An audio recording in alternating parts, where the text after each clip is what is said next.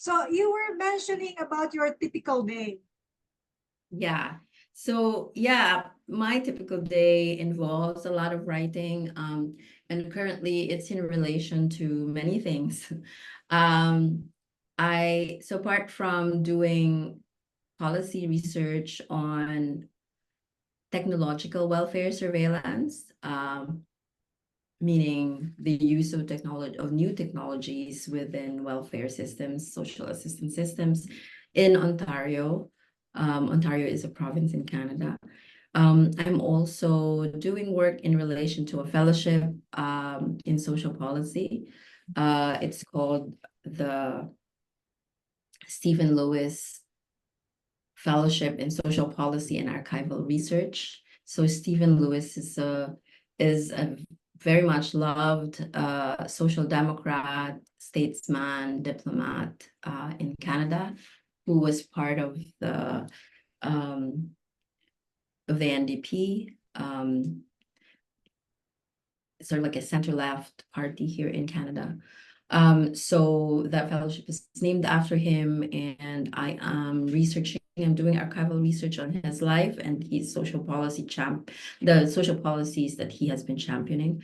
I'm also doing work, community organizing in relationship to the different caucuses at the School of Social Work at McMaster University that is also part of a fellowship.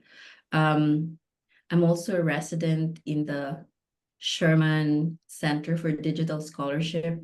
So there are a lot of thinking and writing and reading and talking to people. So a typical day would involve those things: reading, thinking, talking to people. But apart from that, I'm excited about all of those things that I'm doing, but I'm also more excited about the things that I'm not doing outside of my work. And that also eats a lot of my time. Probably it's not a good thing to advertise it because it means my work week is spent on that, but I truly find so much joy in doing work outside of work. And as I have intimated a while ago, I designed a conversation circle project, which is funded by McMaster Office of Community Engagement and the Hamilton Community Foundation. And it is housed at the Hamilton Public Library Central Branch,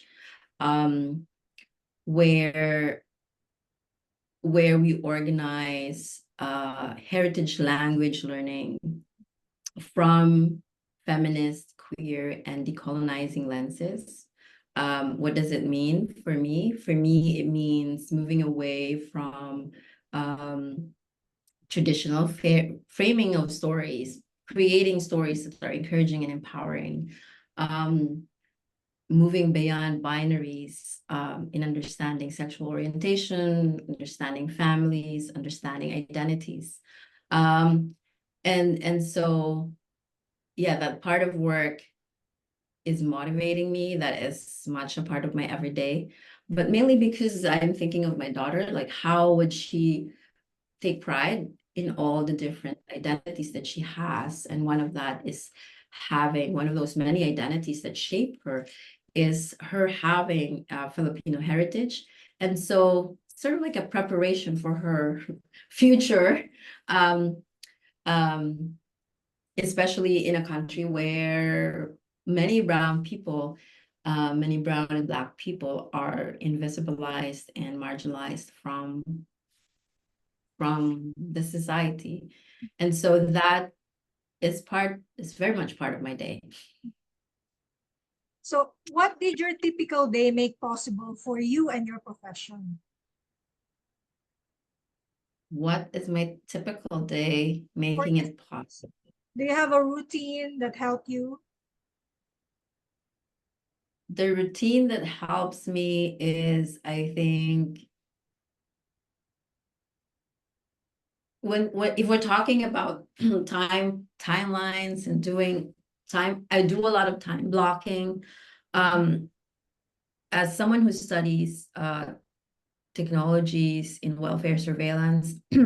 I also submit myself to a lot of technologies. I use Asana for managing all this not competing, but simultaneous work and non-work work. uh, Whenever, even social meetings, I put in the calendar. The calendar helps me, especially as I am not only doing, I'm not only managing my day, but also managing my daughter's day. My friends in Canada often joke that she has a busier social life than most of us, than most adults. So I'm sort of managing my time and her time after a work day. It involves bringing her to different after school activities, which is a lot, which is a lot of work. So it's also part of the non-work work. Yeah, so those technologies are helping me, relationships with people, knowing people, building relationships with others. Because the way I see it, research work, activism, community work, they're all based on building relationships. That's true. 100% agree on that relationship part. So what words of wisdom have you learned from a family, friend, colleague, or mentor that you can impart to our viewers? And how did it change your life for the better? I think it was most recent. So I was invited by the UP Center for International Studies recently. I'm not sure about their entire name, but I think it's CIS, so University of the Philippine Center for, correct, International Studies. And I was invited to speak on academic freedom and Palestine. So while I learned a lot from all the speakers who were invited, I kept on thinking about the question that was raised after that session. So one of the audience asked, is how can you study Palestine, or how can you study other things outside of your discipline? Isn't it still that academia works within particular disciplines? And I don't think I answered well with that question, but thinking about it made me realize, should we be loyal to our disciplines or lines of work or professional identities when we do things, when we pursue issues that, are there really boundaries? So it wasn't an advice, more of a question. Are there really boundaries? What is our knowledge for? What is our work for? That is what I have reflected on based on that question. And I realized that it's not really the boundaries that we should be thinking about, but it's about who is this knowledge for? Who is this professional work for? With whom am I working with? Who will be benefiting from whatever professional activities that I'm doing? So I think that's sort of like a word of wisdom for me from that question. And I often ask myself after that session, who is this for? What is this for? Why am I doing? Very well said, indeed.